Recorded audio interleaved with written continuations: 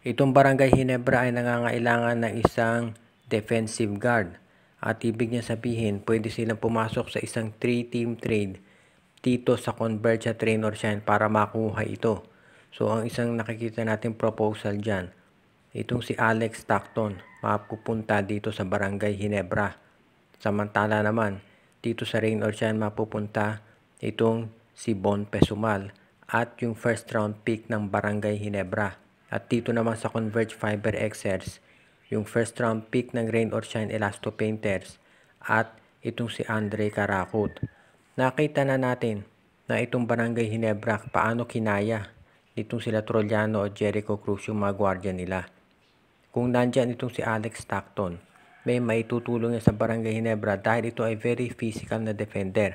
Nakita natin kung paano niya nai-irritate, for example, si Terence Romeo kapag sila ay naglalaro at yung iba pang mga guards dyan. At may opensa rin itong si Stockton. Samantala naman itong Rain or Shine, kung makukuha nila itong si Pesumal at itong first round pick ng Barangay Ginebra, napakalaking bagay niyan dahil nakita natin kung si Rain ng Batak ay willing silang i-trade para sa isang first round pick ng TNT. Ganon din siguro yung iba pa nilang players para makuha na din itong first round pick ng Barangay Ginebra. At ito namang si Andre Karakot, alam natin na mahusay na player yan parang si Gian Mamuyak at pwedeng-pwede yung ipalit nga dito kay Alex Stockton. So yung ganitong situation mukhang magiging win-win solution naman yan dito sa mga nabanggit na players at pati na mga teams. Sa panig ng Ginebra, malaking bagay kung makukuha nila si Stockton dahil kinakailangan nila na isang hard-nosed defender talaga dahil mukhang yan ang kinukulang dito sa kanilang lineup ngayon. Samantala naman itong Converge at Rain or Shine, obviously, yung mga first round picks ang habol. Susubukan mamaya ng San Miguel Beer na maka 2-0 kontra dito sa Magnolia Chicken Templados. Nanalo SMB nung game 1 pero nagkaroon ng tinatawag natin na late rally itong Magnolia sa tulong ng kanilang mga third stringers katulad nila Jed Mendoza at itong si Joseph Periobo at Russell Escoto. Sinabi ni Coach George Gallant na maasyado silang maaga nag-relax kaya kinakailangan na sa susunod na game ay hindi na yan mangyari. Para sa San Miguel Beer, titignan natin kung ito si Terence Romeo mabibigyan ng mas maraming playing time. 5 minutes lang ang nilaro ni Terence doon sa game niya, game 1 dahil sinabi mismo ni Coach George Gallant na day-to-day pa lang ito si Terence at hindi pa nga nakapag-practice kaya napansin natin medyo kinakalawang siya doon sa first game. Baka dito sa second game makapaglaro na itong si Terence Romeo. Samantala itong si Vic Manuel, suited up na rin pero hindi pa natin alam kung gagamitin yan dahil buong conference hindi naglaro. Sa panig naman ng Magnolia, sinabi ni Coach Vic Tolero na itong si Calvin Abueva ang gustong gagwardya dito kay Benny Boatwright. Tignan natin kung magiging effective yan. Although physical na player ito si Abueva, masyadong matangkat yung si Boatwright kumpara kay Calvin. Kaya abangan natin kung ito ang magiging resulta niyan sa Game 2. Sigurado magkakaroon ng adjustment itong Magnolia. Unang-una asahan natin na magkakaroon ng mas maraming mga shots na ibibigay dito kay Paul Lee dahil nalimitahan talaga siya nitong depensa ng San Miguel Beer. At ang San Miguel naman kinakailangan mag-adjust sila doon sa pressure defense na ibinibigay ng Magnolia lalo na dito sa kanilang mga guards na nagbababa ng bola. Sa panig naman ng Magnolia, ang pinakamalaking kailangan nilang gawin syempre ayusin yung depensa nila. Hindi na sila pwedeng mag-give up ng mga 40 points per quarter. Dahil kapag ginawa nila yan, sigurado na mahihirapan silang humabol dito kontra sa San Miguel Beer na lamang 1-0. Good news ito sa wakas dahil pinayagan na ng FIBA itong si Justin Brownlee na maglaro para sa Gilas Pilipinas dito sa darating na FIBA Asia Qualifiers para sa Olympics. Ayon dito sa desisyon ng FIBA, 3 months yung suspension na inilabas nila kay Brownlee. Pero ito ay retroactive. Ibig sabihin, dahil magmula noong October 7 ay hindi na naglaro itong si Justin Brownlee, na-serve na niya yung 3 months suspension. So, automatic na pwede na siya maglaro para dito sa Gilas Pilipinas at syempre sa Barangay Ginebra sa susunod na mga conferences sa PBA.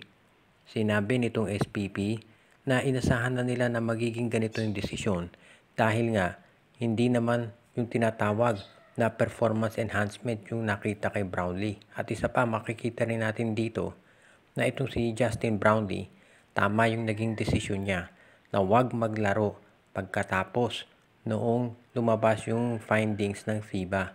Dahil nga may posibilidad na gawing retroactive yung magiging suspension niya at ganun na nga ang nangyari. So ibig niya sabihin, pwede nang mag-practice itong si Justin Brownlee at just in time magiging ready na siya para dito sa lineup ng Gilas Pilipinas para sa FIBA qualifying tournament.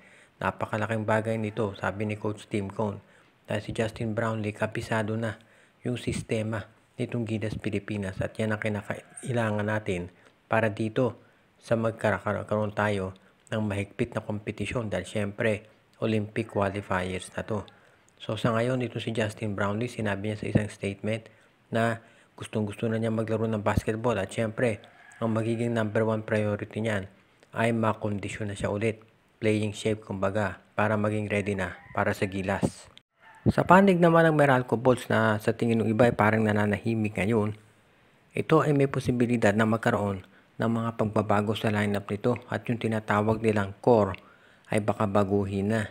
Actually, ang isa nating nakitang pagbabago dyan ever since si Luigi Trillo ang nag-take over ay mas humaba ang playing time ni Chris Banquero at parang siya na naging top point guard, hindi na si Aaron Black.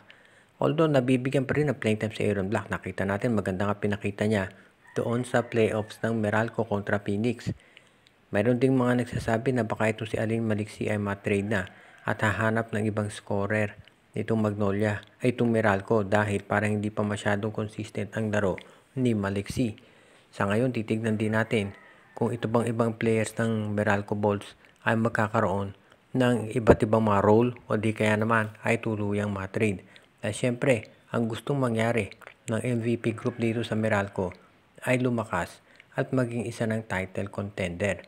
Dahil isa yan doon sa mga magiging sabihin nating requirement para manatili ito si Chris Newsome sa koponan na yan. Siyempre, nakikita ni Newsome yung nangyari kay Nards Pinto nung napunta dito sa Barangay Ginebra na nagkaroon na ng mga maraming kampyonato. Kaya, siyempre, sino ba namang player ang hindi magkakagusto na maglaro para sa finals? Kaya sa ngayon, ito si Luigi Trillo, asahan natin na magkakaroon ng mga pagbabago dito sa kanyang lineup. Baka nga ito si Alin Maliksi ang isa dun sa mawala dyan.